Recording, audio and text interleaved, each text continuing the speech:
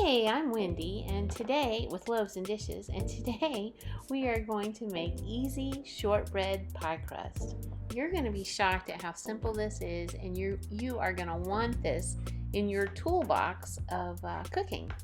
It's so easy. All you do is add 1.5 cups of all-purpose flour with 1/2 teaspoon of salt and 2 tablespoons of sugar.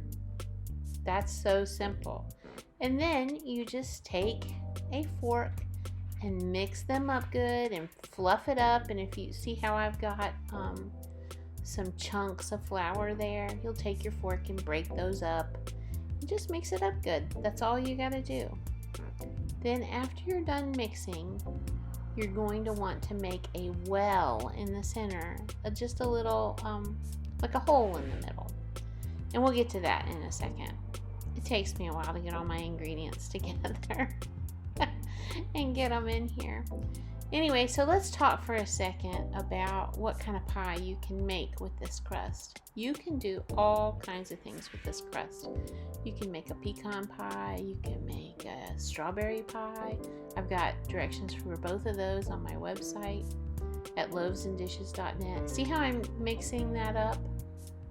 And then I'm just pushing it to the side to make a little well. See?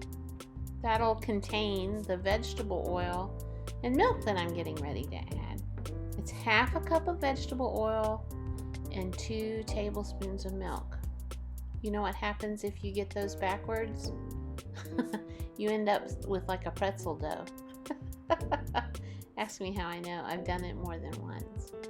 So anyway, I'm using a 1/4 cup measure there. So that's 1/2 cup of vegetable oil. And really you should do that in a liquid measure instead of a dry measure like I'm using, but you don't have to be that precise with it. While this is baking, it's not so very precise. You can also take store-bought pie fillings, and once you get your crust made, you can pour those in the crust and bake that, and that will be a delicious pie as well. So once you get your oil and your milk in there, you just use your fork and scrape from the sides, push it all together. Just go around. See? You're going to spill some. Don't worry. It happens. It's going to come together and it's going to be kind of sticky, but don't worry, it doesn't really stick to your hands or anything. So once you mix it up good, it'll get hard to stir. And at that point, we're going to put the fork down and we're going to use our hands. And when it is ready, it will feel about like the consistency of Play-Doh.